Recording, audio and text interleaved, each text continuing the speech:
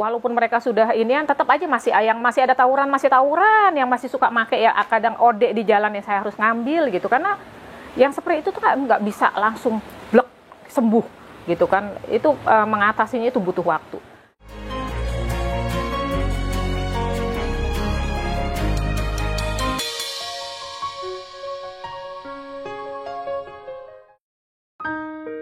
Putri Purwanti atau yang lebih akrab disapa Madam Puri.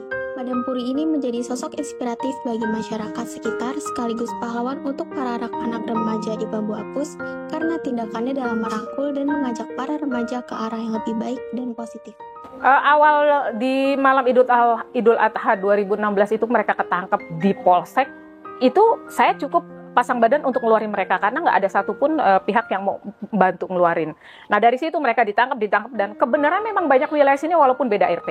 Jadi anak-anak masih kecil mereka datang ke sini sendiri karena mereka udah tahu figurnya saya yang suka anak-anak suka main ngumpul bareng anak-anak saya juga. Terus mereka ngerjain PR, belajar bahasa Inggris yang semampunya saya. Jadi mereka datang sendiri. Saya nggak perlu narikin mereka satu-satu, mereka datang sendiri gitu loh. Mereka tahu akhirnya mereka nyaman. Dari 10 terus nambah jadi 13, jadi 15, udah cukup di situ. Gitu loh. Saya akhirnya bikin, yuk kita ngumpul bareng di sini. Apa nih yang mau kita kerjain? Belajar, Mak. Akhirnya mereka mau tambah-tambah ngaji, Mak. Kita butuh ngaji. Ya sudah. Saya nyari relawan saat itu, ada mahasiswa yang mau ngasih pelajaran mulai dari agama, matematika dan lain-lain.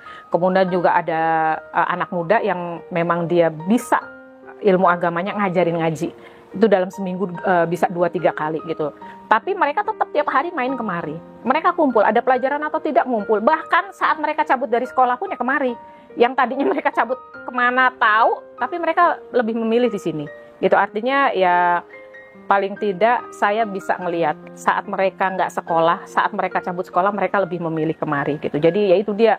Akhirnya yuk daripada ngumpul siap-siap belajar. Alhamdulillah sih mereka walaupun sekolahnya saat itu masih, karena saya masih baru, kita tuh masih kumpul masih baru. Tetap aja mereka sekolah, masih cabut-cabutan, paling tidak mereka sudah nyaman di sini, saatnya mereka les, ya mereka les, belajar, ngumpul, selebihnya ngobrol-ngobrol. Tapi yang paling utama itu, paling tidak dengan kita kumpul, saya tahu gitu loh, problemnya mereka apa. Walaupun mereka sudah inian, tetap aja masih ada masih tawuran, yang masih suka make ya kadang ode di jalan yang saya harus ngambil gitu, karena yang seperti itu tuh nggak bisa langsung blek sembuh gitu kan, itu mengatasinya itu butuh waktu. Saya tuh 1 tahun lebih saya berdiri sendiri dan anak-anak tuh 1 tahun yang masih aja tetap yang tiba-tiba masih tawuran, tahu-tahu udah dikandangin, tahu-tahu ode di tengah jalan, di sekolah dipanggil segala macam. Jadi ya itu dia, kita butuh waktu, butuh proses yang panjang karena saya menghandle semua sendiri. Tapi saya meyakini mereka, kita harus berubah gitu loh. Anak-anak ini semua anak-anak laki-laki yang mereka punya masa depan, mereka akan jadi kepala rumah tangga, mereka juga jadi punggung keluarga yang mereka harus cari pekerjaan yang baik di masa depan. Itu ngasih arahnya itu butuh banget waktu. Tapi pelan-pelan dengan bahasa yang mereka ngerti, Mbak, bukan kayak kita bahasa ngomong sama anak yang baik-baik ya udah gitu, cuman A B C udah selesai. Kalau mereka butuh waktu A sampai B itu aja nggak bisa, butuh seminggu 2 minggu gitu loh untuk ngasih pemahaman. Tapi itu alhamdulillah gitu. Yang penting kitanya harus sabar, kitanya harus paham gimana caranya, momennya kapan nyampein, itu yang paling penting.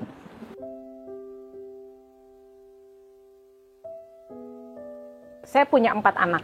Saya menghandle ya pasti berbeda gitu. Tapi basicnya kalau memang kita jadi seorang ibu yang murni, kita pasti kepengen anak kita baik-baik saja. Itu timbulnya jadi benar-benar keprihatinan dan saya memang pure, saya pengen bantu. Saya cuma berpikiran mereka nggak seharusnya seperti ini. Mereka seharusnya seperti anak-anak saya yang ya kalau mau main-main boleh teman banyak, oke, tapi terarah. Karena saya ngerasa anak-anak saya nyaman dengan kasih sayang yang saya beri. Perhatian yang saya kasih cukup gitu loh. Apapun yang mereka butuhkan walaupun tidak seluruhnya terpenuhi, paling tidak ada yang tercapai. Jadi mereka juga punya hak yang sama. Saya yakin mereka tuh nggak kepengen kok kecebur di dunia seperti ini.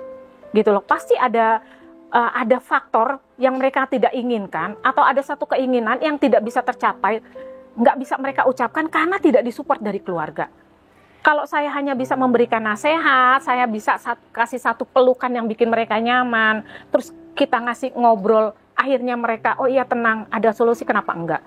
So simple sebenarnya Mbak. Jadi hanya perlu dideketin, dielus gitu. Memang butuh waktu banget satu-satu, tapi kalau kita memang rasa, saya selalu nggak pernah ngerasa mereka tuh anak orang. Saya selalu ngerasa segitu anak banyak, ya itu mereka anak saya. Kalaupun di luar ditanya, pasti saya bilang, oh itu si A itu anak saya, si B itu anak saya. Dan saya nggak pernah malu saat mereka ditangkap, baik soal narkoba, kayak tawuran, kayak apa, itu saya nggak pernah malu.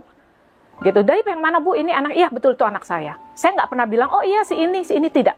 Tapi saya selalu bilang itu anak saya. Gitu.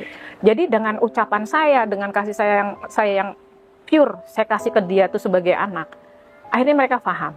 Gitu loh, mereka ngerti kalau saya tuh tulus sama mereka.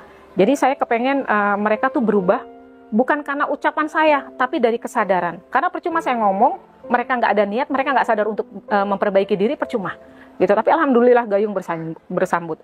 Saya ngasih tahu, mereka merasa, oh iya, apa yang saya kasih tahu benar, nyaman buat mereka, masuk logika mereka, mereka jalanin. Jadi perubahan apapun yang terjadi di diri mereka, itu dengan kesadaran sendiri. Kalau saya tinggal ngarahin aja. Gitu. Yang kencang. HIJKLMNOP. Saya selalu ngerasa segitu anak banyak, ya itu mereka anak saya.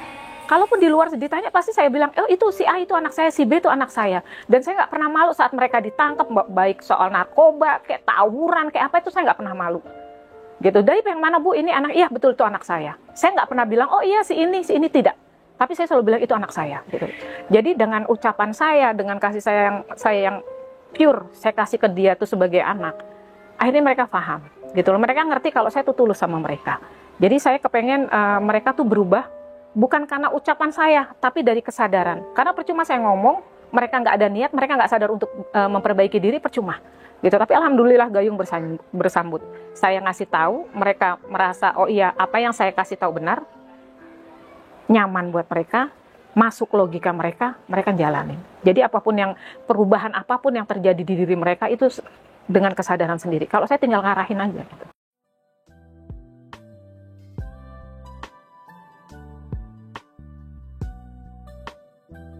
Bayaran termahal yang saya nggak akan terima dari manapun, gitu loh. Saat saya ngelihat, Mak, saya nerusin sekolah, gitu loh. Ada yang bilang, Mak, udah malu mau sekolah, saya mau nyari kerja aja. Mak, saya janji, saya nggak bakalan main tawuran lagi, saya nggak bakalan minum lagi. Dan itu saya lihat, memang saya tanya ke orang tuanya, anaknya itu sekolahnya bener, nggak pernah nyentuh minuman, bergaulnya pun baik-baik saja. Kalaupun mereka ketemu sama teman-teman lama yang masih make, gitu, di geng-gengnya mereka nggak terpengaruh. Itu bayaran termahal buat saya. Jadi saya bilang sama mereka, jangan berharap kalian jadi orang sukses, jangan berharap kalian bisa membahagiakan orang tua kalau kalian belum bisa merubah diri kalian sendiri menjadi orang yang baik untuk diri sendiri, terutama buat orang tua. Jadi saat mereka berubah itu, saya lupa dengan masa-masa capeknya saya dulu, itu udah saya lupa.